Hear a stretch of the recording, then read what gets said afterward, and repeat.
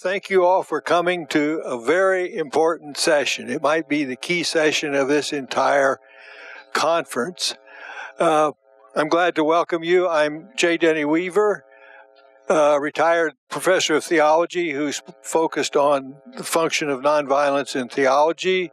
On this particular operation, I represent Mennonite Action, which was formed to act on behalf of Palestinians and has broadened itself now to also deal with immigrants. And I'm a Christian. And I'm very glad to introduce this very well-qualified and distinguished panel. We have Marc Rosenthal, who works with international solidarity. His Jewish faith has led him around the world working for the rights of indigenous people, and since 1970 he's worked for Palestinians, and he lives in Madison and works with JVP. Next we'll hear from Reverend Fahed Abu-Akel, a Palestinian American Christian. He's a past moderator of the Presbyterian Church USA, and Fahed and his family were expelled from Palestine when he was 4 years old. And finally, we'll hear from Susan Smith, a Muslim who works with FOR, where she is the Director of Operations and Community Engagement and a very articulate spokesman for Palestinians. So, start with Marc. Thank you for being here. I'm going to use the podium because I have to hold this and I've got papers. So bear with me. I'm just really grateful for the opportunity to be here. I want to thank the organizers. I'm a huge believer in the power of and necessity of organizing. And if nothing else, if we come out of here with more capacity to organize, more people engaging with all the various organizations that have supported and made this possible, it's a wonderful thing. So again, thank you for this opportunity. So my name is Marc Rosenthal. I grew up in Madison, Wisconsin, in the shadow of the Holocaust. My rabbi was a survivor of Auschwitz. He taught me something that has really never left me, that silence in the face of injustice is unacceptable. It is not neutral. It makes you complicit. That teaching shaped my life. In Jewish tradition, we call it tikkun olam, the obligation to help repair a broken world. Not someday, not in theory, but here, now, in the world as it is. As a teenager, I believed that that commitment led me towards Zionism, and I joined a socialist Zionist youth movement because I thought I was aligning myself with justice, equality, and liberation. And at 17, I went to Israel believing the story that I had been told, that it was a land without people for a people without land. But when I arrived in 1972, I found a very different reality. The land was not empty. Palestinian people lived there. Many had been dispossessed, expelled, or reduced to living as second- and third-class citizens within a state that defined itself exclusively in Jewish terms. And I could not reconcile that reality with the values that I have been raised with: democracy, equality, and justice for all. Here's the truth that I came to understand, that a state that privileges one religion or one people over another cannot in any way, shape, or form be truly democratic. You cannot have a Jewish democracy in the same way that you cannot have a Christian, Hindu, or Muslim democracy that treats all people equally. Well, that realization changed my life. When I returned to the United States, I committed myself to international solidarity, to the struggles for liberation wherever people were fighting oppression. I searched for ways to support the Palestinian struggle as a Jew, and I now work with Jewish Voice for Peace. And I'm very grateful for that, hearkening back to the power of organizing. As a nurse, and I've been a nurse for many years, I worked in emergency rooms, disaster zones, and war zones. I have held dying children in my arms. I've seen the consequences of violence and neglect up close. And I have to tell you that this coming together today it's opened my heart in some ways that is both beautiful and painful. And I live with these memories every day. There is not a single moment where I do not remember the people that I've had the privilege and also some really horrific experiences being with. But nothing that I have experienced prepared me for what we are witnessing in Gaza today. The scale of the destruction, the mechanized killing, the tens of thousands of children burned, crushed, and buried. These are not abstractions. These are human beings, families, futures erased. And the teachings of Hillel, Rabbi Hillel, demand that we understand this as the murder of our children, our families, our communities. As an American, I have to say this clearly. This is happening with our support and our participation. Every bomb, every missile, every demolished home, every child crushed, burned, and broken is funded, enabled, and protected by the United States, by our tax dollars, our weapons, our political cover. When we talk about a just peace, we cannot speak only about Israelis and Palestinians. We must also speak about the role of the United States, because we are not bystanders. We are central to the genocide, the ethnic cleansing, and the systems of apartheid. In fact, Israel is dependent upon and bound to U.S. imperialism. Now, I want to be equally clear about something else. Judaism is not Zionism. Judaism is an ancient religion and culture. It is grounded in ethics, community, and a deep moral tradition. Zionism is a modern political ideology that emerged in response to European anti-Semitism. It took the form of a settler colonial project. There were other Jewish movements, like the Bund. The Bund chose solidarity over nationalism. It believed that safety came through justice for all people, not through separation. The Bund actively challenged and rejected Zionism. To oppose Zionism is not anti-Semitic. To demand equality, human rights, and democracy for all people, Jews, Palestinians, and others, is not anti-Semitism. In fact, for many of us, this is an expression of our very deepest Jewish values. There's a story in the Talmud where a Roman challenges Rabbi Hillel to teach him the essence of Judaism while standing on one foot. He says, okay, I can do that. That which is hateful to you, do not do to others. The rest is commentary. That teaching, if it means anything, must be universal, not just for us, but for everyone. So what does a just peace look like? That's what we're here to talk about, a just peace. It's not complicated. It's actually not complicated, even if achieving it is. A just peace means equality, equal rights for all people. When people say from the river to the sea, I hear a vision not of exclusion, but of shared humanity. It means ending the occupation of the West Bank, the occupation of Gaza and East Jerusalem, and dismantling all settlements there. It means dismantling the systems of segregation and inequality, ending the apartheid regime and inequality of rights for Palestinian residents of Israel, West Bank, Gaza, and East Jerusalem. The separate legal systems, education systems, roads, identity cards, etc., etc., the system of apartheid. It means recognizing the right of return for Palestinian refugees as affirmed by international law and addressing the historical injustices of the Nakba. It means accountability, reparations, and the restoration of dignity. It means ending the flow of weapons that make ongoing violence possible. That is why Jewish Voice for Peace and many other groups support the global movement of BDS, boycott, divest, and sanction. Nonviolent pressure to demand compliance with international law and basic human rights. It's the right thing to do.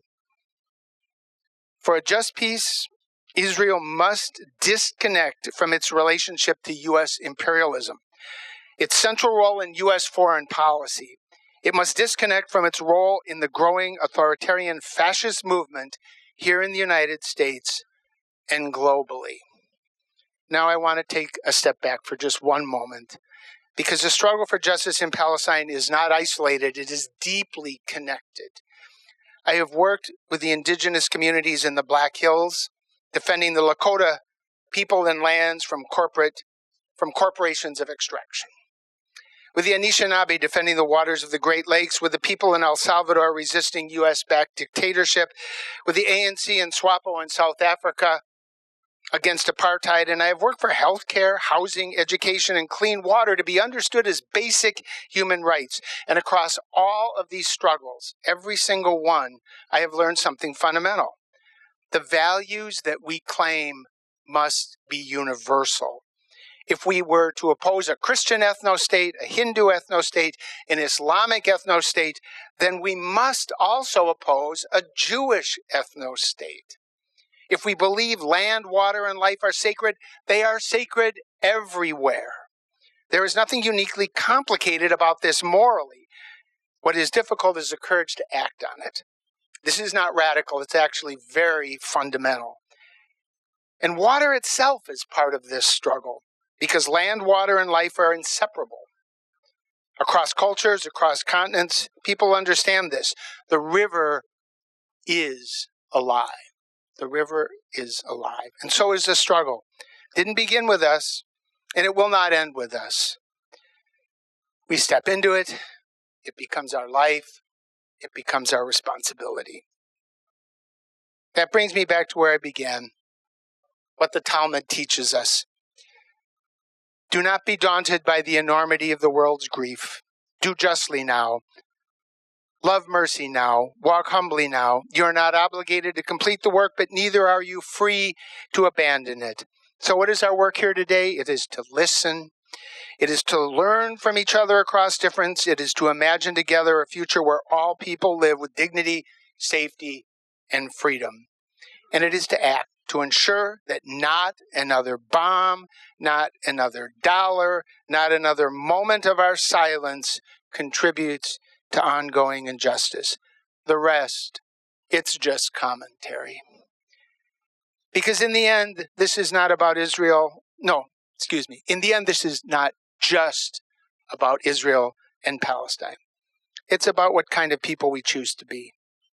Whether never again is a slogan or a universal commitment. Thank you.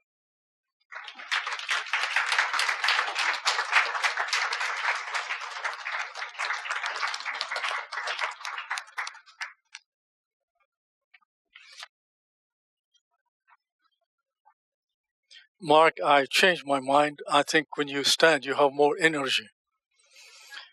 I want everybody to have this. And the young lady in the front, if you raise your hand, she have one for each one of you, if you don't have it.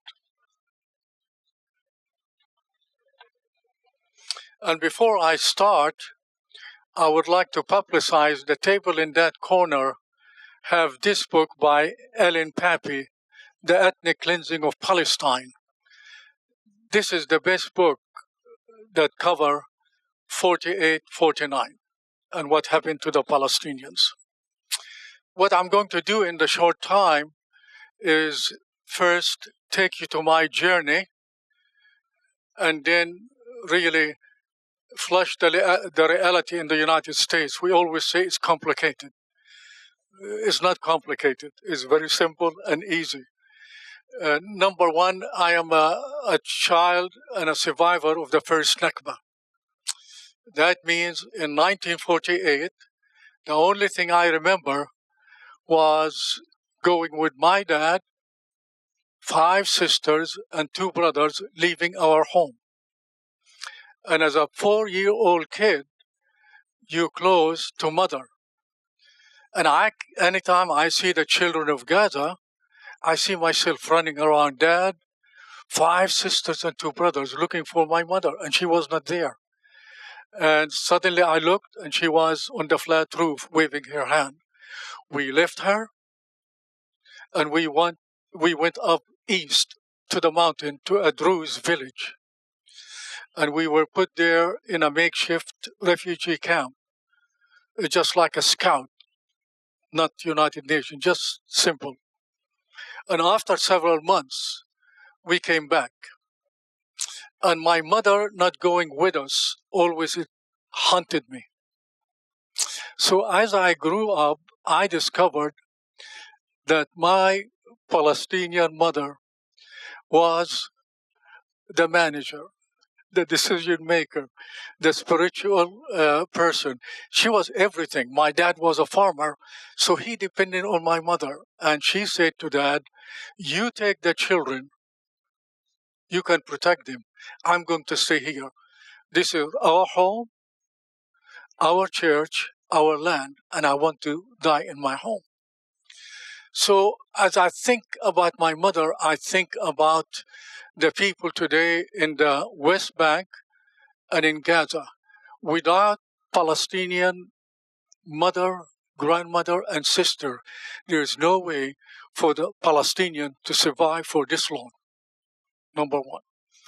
Number two, I want to take you a little bit to the Israeli system. The only people that stayed in the new state of Israel is 155,000. Automatically, we became citizen of Israel, but in the mind of the state, I'm occupied. When you are occupied, you need to create 63 laws to control your life. So, from 1948 to 1966, I could not leave my village to go to Akka or any place without a permit. Okay? Now, forget about 1948. I want you to go to 1967.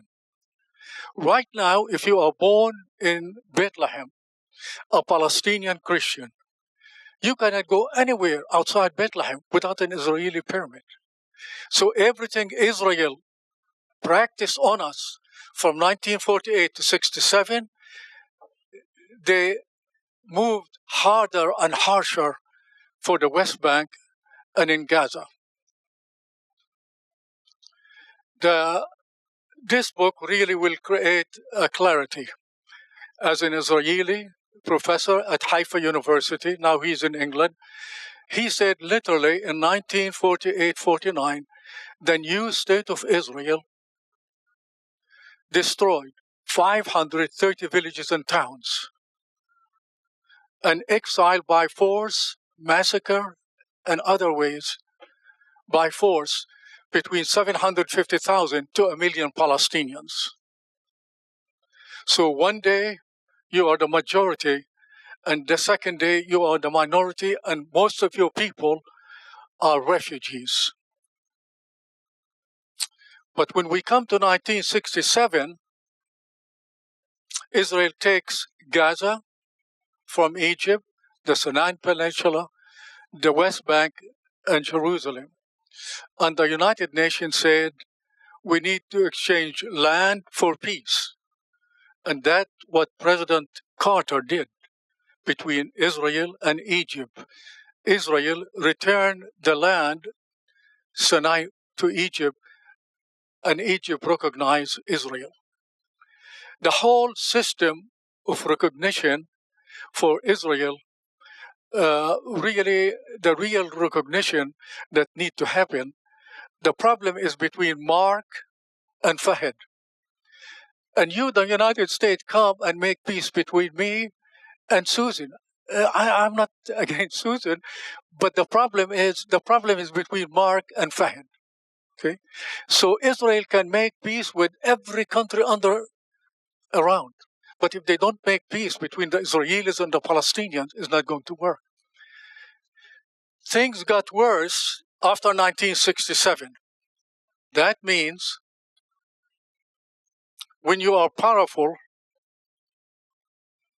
and arrogant, you cannot see your pitfall. So suddenly, last year, for the first time in Israel history, the 155,000 in 1948, right now, they are 2 million citizens of the state of Israel. Gaza, anytime you think about Gaza, say to your mind, 75% of them are refugees from 63 villages. And now they are what? 2.3. And the West Bank, 2.8, for the first time in Israel history. 51% from the river to the sea are Palestinians, and 49 from the river to sea Israeli Jews. So I'm going to shift your mind for last statement and say I need for you to start thinking about the difference between colonialism and settler colonialism. Colonialism, I come to you in India, I suck the resources, use the people, and leave. Settler colonialism is deeper level. You in the middle, what I want your land and your resources, and I want you to go to Timbuktu. Literally. Who falls in that? The United States. An American historian told me there is not one agreement between the federal government of the U.S. and the Native American was honored. Listen to that. There is not one agreement between our federal government and the Native American was honored. It's the same way. There is not one agreement between the Palestinian and Israeli was honored. Israel today occupy everything from the river to the sea with 3 laws. For an Israeli Jewish, have a law that can protect them. For Palestinian like me, I don't have the same rights. And then Palestinian in the West Bank, East Jerusalem and Gaza, when you are under occupation, you have 0 rights.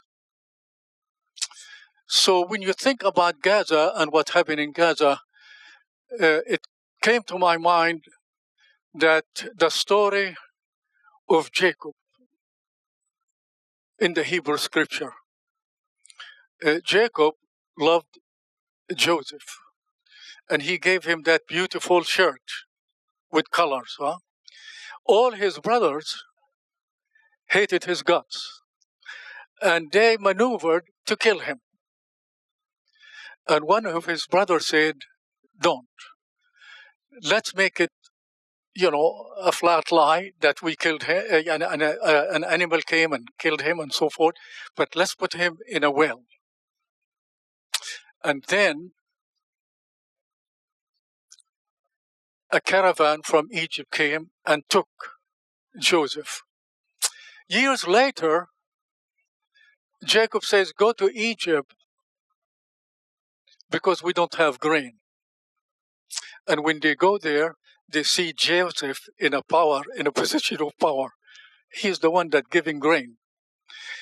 He looked at their eyes, and they look at his eyes. He said to them, you meant it for evil, but God turned it around for good. I think Hamas meant it for evil. Israel meant it for evil. But God turned the story around in a way we never dreamed before. Why? Because my story that I told you about my mother is a dead story in America. Not in elementary school, not in high school, not in a university, not in the church. But suddenly, with the Israeli destruction of every hospital, every university, every elementary school, more than 1,000 mosques and 3 churches, with kind of destruction, the young people of America said, this is something wrong. So I want to salute the young people of America that start to see the difference, that what Israel is doing against the Palestinian is wrong. So the issue here that I think I agree with Marc is Zionism. Unless Israel say goodbye to Zionism, they're going to continue going what?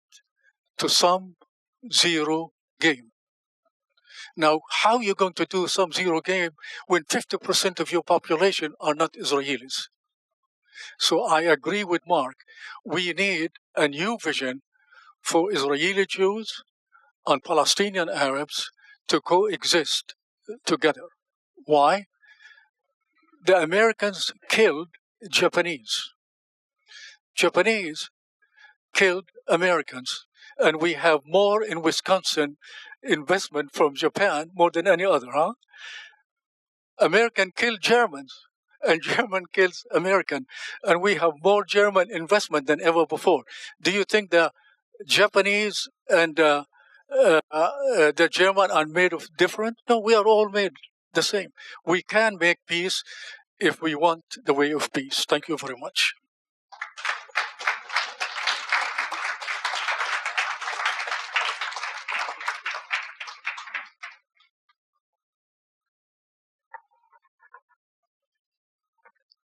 Thank you so much, Reverend Fahed and Marc. Before going into what I'm going to speak about, I just want to follow up to what Reverend Fahed said with an open question. It doesn't need to be answered, but it's interesting to me that those terrorists that perpetrated 9/11, why is it that they were predominantly from Saudi Arabia, the United Arab Emirates, and Egypt, and those three countries are among the top countries purchasing U.S. weapons today? So just a point to think about. And that also goes to another point, that your friend today may be your enemy tomorrow, or your enemy yesterday may be your friend today. And I work for the Fellowship of Reconciliation, which is the oldest interfaith peace organization in the world, and it was established in 1914 in Germany, Cologne, Germany, a handshake between a Lutheran, and it's so lovely to be in Bethel Lutheran Church, and a Quaker, a German Lutheran and an English Quaker. And World War I was looming, and they promised each other. They were at an ecumenical conference. They promised each other that no matter what their countries did, i.e. engage in World War I, which would lead to the slaughter of millions on all sides, that they themselves would never go to war. They would always be brothers. They would always be friends and seek a nonviolent solution to any of their problems. And this started the conscientious objection movement. And today there are branches, groups, and affiliates of the Fellowship of Reconciliation all over the world. And in 1920, the American Civil Liberties Union broke off from the Fellowship of Reconciliation around the issue of the human right and the right in the United States to not be conscripted into war, to not be scripted to kill, to not be killed. And then to go back then to the situation before, after 9/11, we immediately, the United States, invaded and bombed and destroyed Iraq. Why? Alleged weapons of mass destruction. And now we have today. Why are we bombing Iran? Because they apparently have weapons of mass destruction, which no one has proven or demonstrated and shown, and they were not the ones who left the JCPOA. So we have a pattern here of the U.S. government and its allies committing massive wars and atrocities, and who benefits? The military-industrial complex and a few people. And in this case, it is, in my opinion, Israel that is wagging the tail of the dog of the United States to perpetrate the genocide of the Palestinian people, to destroy, or as Donald Trump says, to bomb, to destroy the civilization of the Iranians, which Netanyahu has been planning to do for decades. Or in the case of Lebanon, reinvade a country for the purpose of a country's own self-defense, which is preposterous. No other country in the world can occupy another country for its quote-unquote own self-defense. But I bring this up just to say, England and France, as we all know, were bitter foes. Today they're not. They don't agree on everything, but they're not bitter foes. You know, they're part of the EU, they're part of NATO. And the same thing can be said, what is the future of Palestinians and Israelis? Or, let's break it down further. What is the future of the Christians of the Holy Land, the Jews of the Holy Land, the Muslims of the Holy Land? As many of you know, we of the Abrahamic faith traditions share so many of the same prophets, starting with Prophet Adam and all the way through David and Moses and Jesus, and in Islam we add the Prophet Muhammad. So in the Quran we have 25 biblical prophets named in the Quran and have stories about them that are the same prophets that Christians and Jews share. This land is not a land that is divided by borders or should be divided by borders. It is a land where people of the Abrahamic traditions and beyond can come and live in peace, to live together. So I want to thank Reverend Fahed for his story. And just I'm sure you are all aware, as a survivor of the Nakba, this is akin, what we're listening to when we heard Reverend Fahed is akin to listening to someone who survived Hiroshima and Nagasaki or survived the Holocaust. His words are precious, his words are dear, and they are a memory and a legacy to be recorded because they are of a time when, before the Nakba, when Christians, Muslims, and Jews did live in peace in the Holy Land. And also I want to thank Marc Rosenthal of Jewish Voice for Peace. When we started to plan for this discussion, you know, a lot of people think, okay, how do we get peace in the Holy Land? One state, two state, confederation. These borders are all arbitrary. These borders, even the historic border of Palestine, or what Israel would like to say is Israel, which includes the West Bank, Gaza, and East Jerusalem, or these are borders that were inherited from the British Mandate system. They don't have legitimacy for the people. The people of the Middle East are remember and hearken back to a day when you could travel freely from Jerusalem to Aleppo to Baghdad to Yemen to Mecca without borders. And so the issue of borders, when we think of creating the beloved community for the let's call it Holy Land, for the Palestinians, for the Israelis, it's not a matter of drawing borders and saying, okay, you go here, you can share Jerusalem. It's more an issue of decolonizing and deconstructing borders within each of our own hearts. So, for example, what we heard from Marc today, I think he said it in a nutshell. I believe that if Marc, as a microcosm representing the Jewish people, and Reverend Fahed representing the Christians, and myself representing the Muslims, if we were in the Holy Land, we would have peace, we would get along, there would be no problem whatsoever. And so it is that spirit that I'm bringing to you, that what we really need is to decolonize our hearts, decolonize our souls of any form of prejudice or hate. And in the case of the Jewish people, this requires also overcoming the trauma of the Holocaust and other persecutions. So that horrific mass genocide of the Jewish people then, in a cycle of violence, was perpetrated in another form and fashion against the Palestinian people. And so this cycle will not end until each and every one of us as a human being, and in particular those in the Holy Land, but also those who are aiding and abetting genocide, such as the United States. I mean, just last week, the Senate supported to send billions, I forgot the amount, of 1-ton bombs to Israel. Just last week, what do they need that for? You've already decimated Gaza.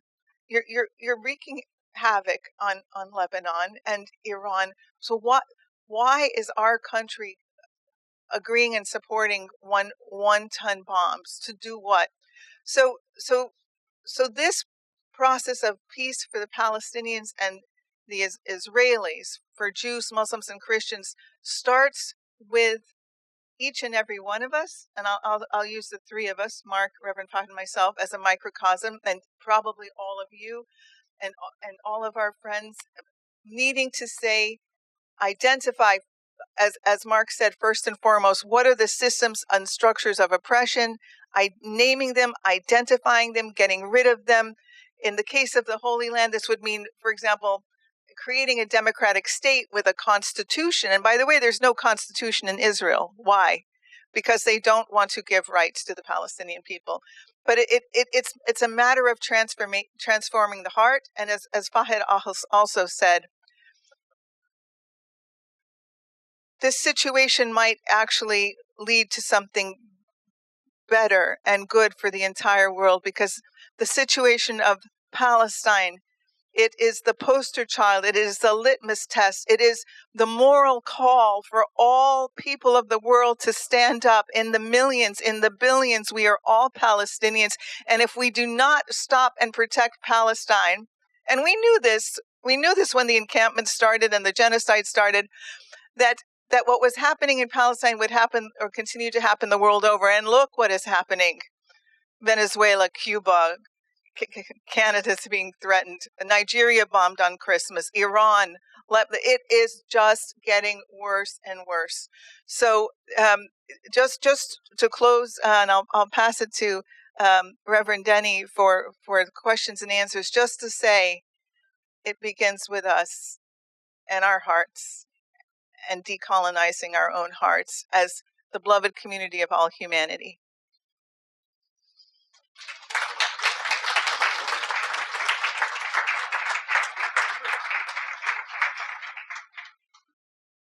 Do either of you want to say anything to the others?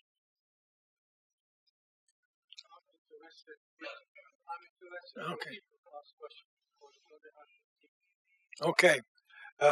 Do we have? Is this the only microphone, or is there a microphone for the audience? Okay. We'll see. Okay.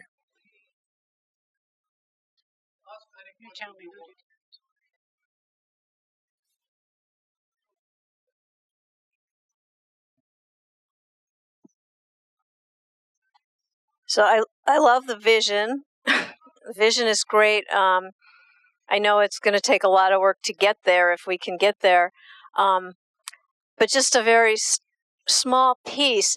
How do we begin, or how do people begin undoing the indoctrination of Israelis that have, where from birth they've been taught in their schools and from their families that Palestinians hate them, that they're bad, and that, and I know there are some movements within Israel that, where people are trying to make connections, but it seems so massive, and I don't know if there's something that we can do on our end to help more of those kinds of efforts happen, because people just don't have a clue. They, all the Israelis think that the Palestinians hate them, and it could be the other way around too, but not maybe quite as I don't know. I have family in Israel. I don't have family in Palestine, so I only know the Israeli end. My family, fortunately, doesn't think that Palestinians hate them, and actually do know some Palestinians. But if you have any thoughts about that, how do we start re-educating people and opening people's hearts?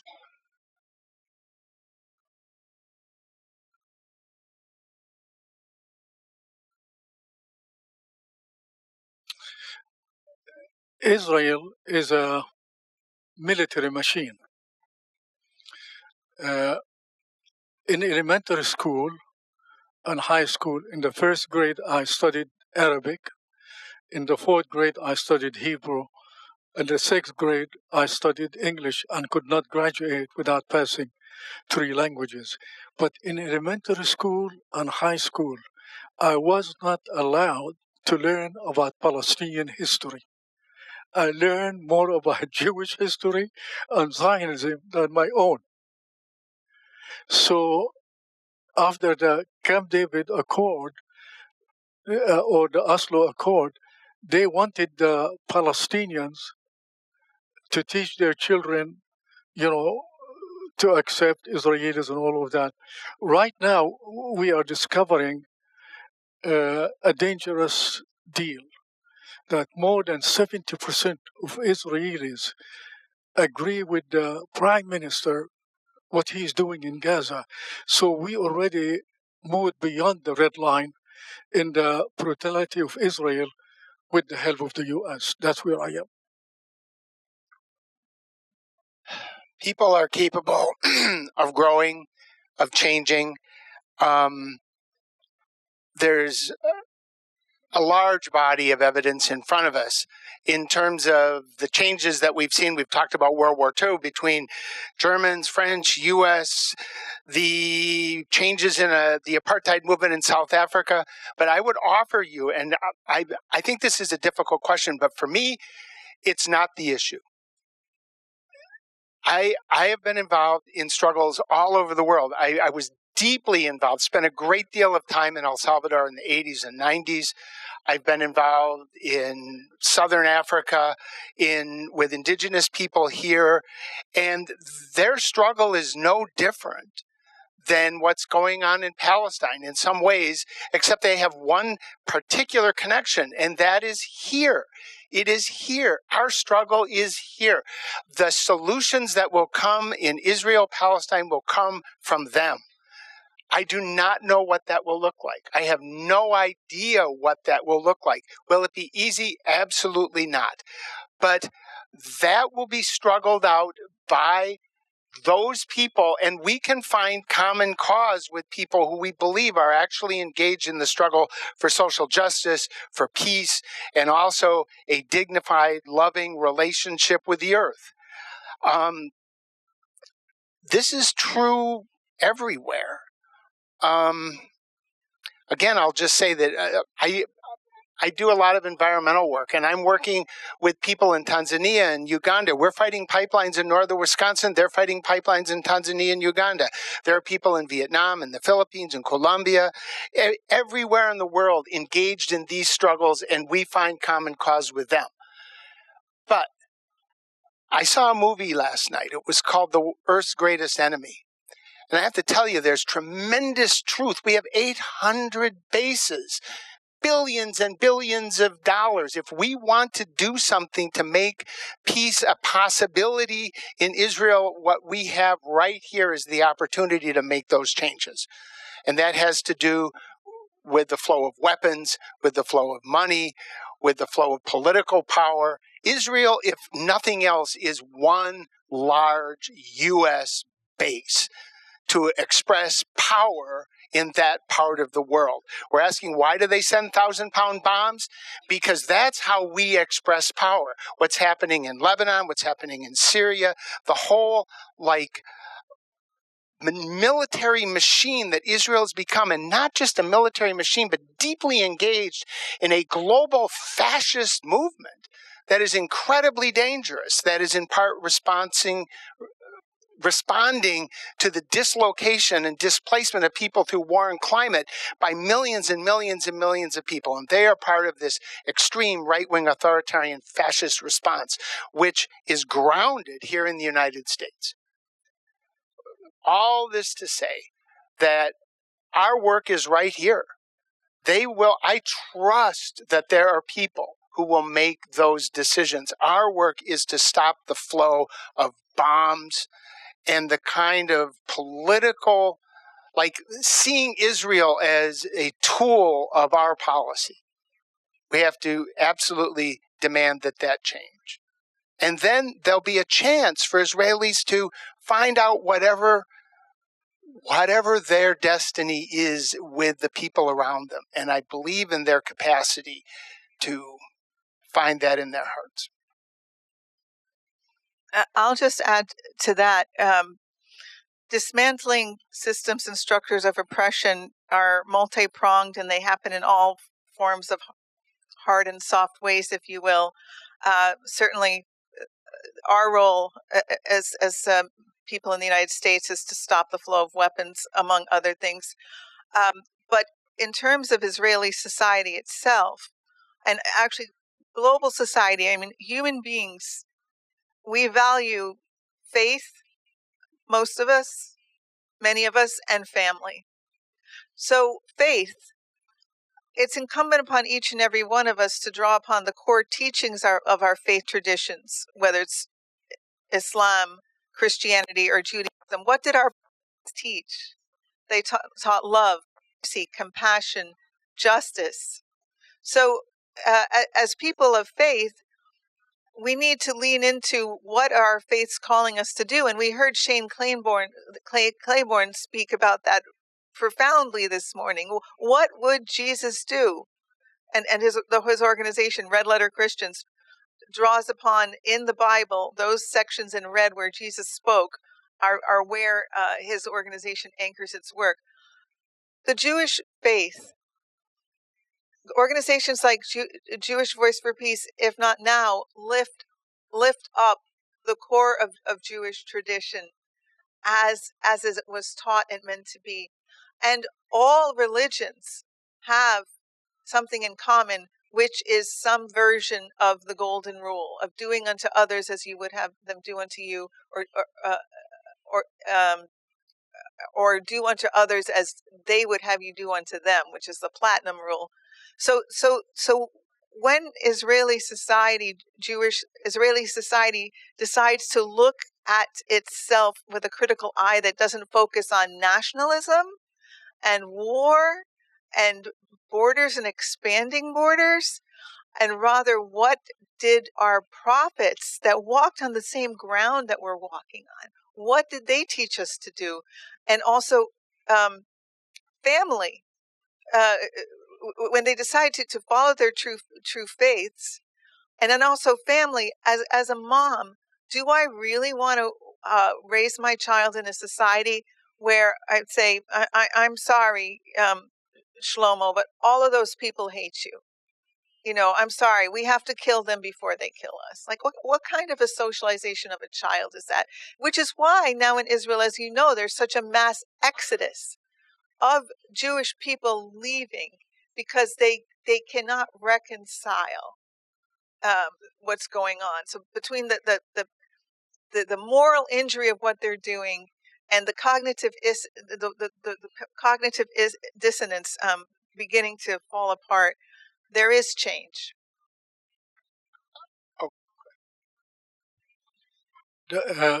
Answering your question will be the competitor for peace.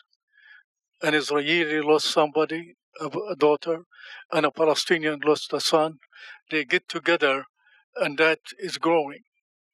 And the same thing with the human right, Beit Salem.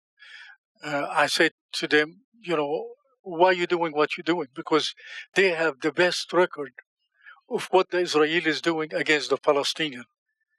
And he said, you know, we are supported by professor, teachers, everybody. We need to show that a person in Tel Aviv doesn't know what the military is doing 10 miles from there in the West Bank. I want a better Israel because we are going toward destruction. So I'm doing for the good of my people and so forth. So the issue is the support of the U.S. and the military support. Okay. And that's, to me, come back to the U.S. election. In America, you need $1 and you need a vote. AIPAC and the military industrial, you know, if you and I just invested $1,000 in military, now we already have 10,000 or 20,000. But invest in peace, nothing. Huh? So both military industrial and AIPAC and the gun really can make a senator, make a congressperson, make a president. That's our problem. I want to look at the issue of being Jewish in this. For me, because I was raised in Madison here, and my whole Jewish education was really a moral, ethical, cultural sort of adventure. My 6th grade Sunday school teacher put a picture of a napalm Vietnamese baby in front of me and began to quote Talmud. That was my education as I really began to understand the world in front of me. And that, all the values that I came to have came out of the diaspora. They came out of the 1,000-year experience the Jews had to learn to value community, family, the rabbi, education. These were the values that we developed living in difficult situations, but with this rich, vibrant, ethical, moral tradition. We have to reclaim that. Zionism has created an idolatrous worship of nationalism and militarism and power. And this is not Jewish.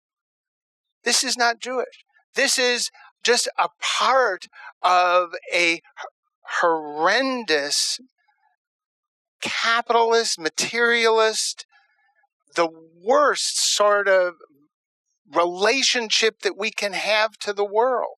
So part of what I would ask my relatives, my brothers and sisters in Israel anywhere, is to reclaim their Judaism and to discouple it from this settler colonialism. You use this term. It's really important. This is a settler colonial political ideology. And once you really understand what it is, like, I don't feel any attachment to that. I have no trouble saying that's not me. Yeah, no more than I would if if settler colonialists in South Africa. Like, do I feel like some sort of angst around that? No. I mean, I find common cause with people everywhere in the world, everywhere in this country, and we can begin to trust that and trust our actual heritage because it's beautiful. Gideon Levy gives you a short answer. Gideon Levy said, if you have a brother who is drunk, if you continue giving him money, he loves you. But if you say, I'm going to spend the same money in rehabilitation for you to recover, he'll hate your guts.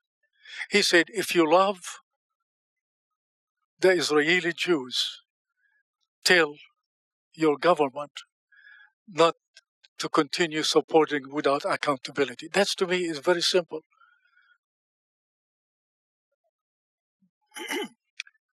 We have just a couple minutes. Take one very quick question here, because we also need to honor Kathy Kelly's speech coming up.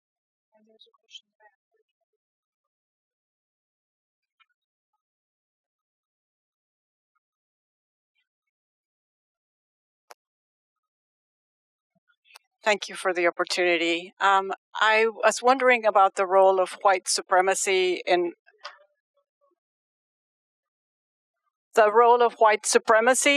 all this. You talk about Judaism. I could say about Christian nationalism is really the undoing of the country. But as you mentioned, it had that origin already with Native Americans. And I think as an immigrant, I have noticed that there's this exceptionalism belief, that in many Americans and possibly elsewhere in the world, like in Israel, to say that we are chosen by God to be the ones to be able to oppress and do whatever we want, because that's somehow we know that we are supposed to be the chosen ones. And the other people are less. And then you can dehumanize them. I don't know how to... There must be some level of insecurity, I think, in that kind of mentality. I don't understand it. Have you encountered that? Or how does one how does one work to bring people to feel good enough and not have to be superior and dehumanizing of others?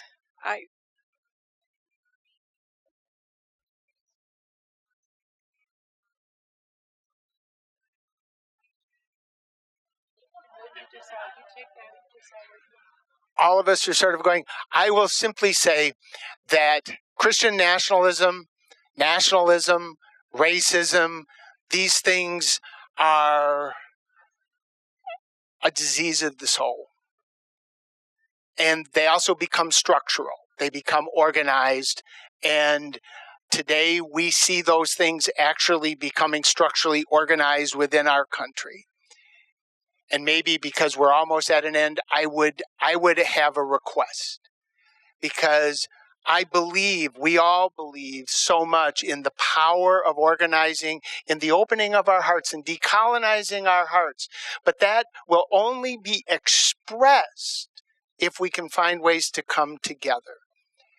And there are many groups that made today's gathering possible. There are many organizations represented by people in this room. And if you're not actively working with other people and organizing, then find some group that speaks to you, because that's how we'll be able to express our power and our love. And as somebody said, I think it was, I don't remember, it was Cornel West saying that love is, expressed in, what is his thing? Faith in action. Oh, justice is love in action. So please, I see so many friends and comrades in so many different places. Find that for yourself. Let me say that we need to read the book of Acts again. Imagine from Jesus to about 400 years, nobody said hello to Christmas. Ask your minister. Nobody said hello to Christmas. The big deal in Christianity was Easter. So as a child in Galilee, I always looked for Easter. I never looked for Christmas. But if you want to make money, you need to invest in Christmas. September, October, November, December. In America, Easter comes and goes. Nobody feels it. So the power of culture can switch religion. And the power of the church need to say, imagine in early Christianity, people from every group came together and Jesus Christ was the center in their life. So the teaching in early Christianity, if you don't accept Caesar as king, because you believe in Jesus, they killed you, literally. The catacombs is in Greece, in Rome, in Alexandria, all over. So early Christianity, we need to claim in the United States of America. So when my Minister of Defense or Minister of War put on his chest is the Crusader cross, I think Jesus says to him, go jump in the lake. I don't know you. So the nationalism, I think the introduction of Marc was the best. Marc wants us to get out of our cocoon and see each other as a human being, period. And if my faith is not going to help me to do that, something is wrong in my faith.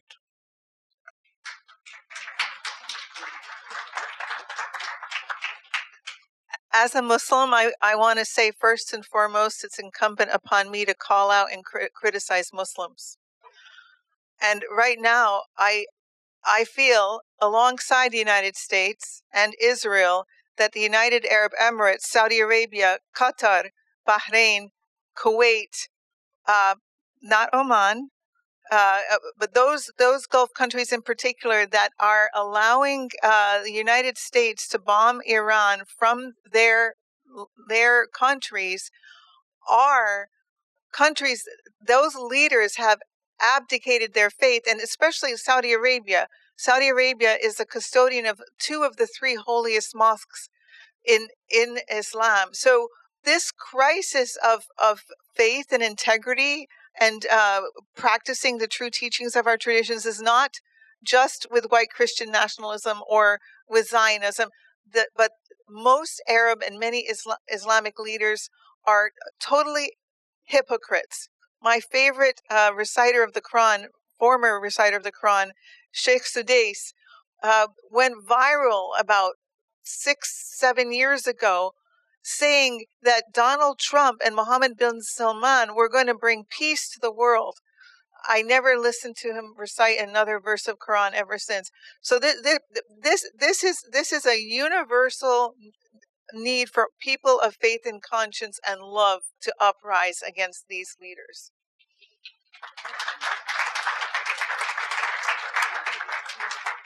You will all agree this has been a very stimulating session. Let's thank our panel again.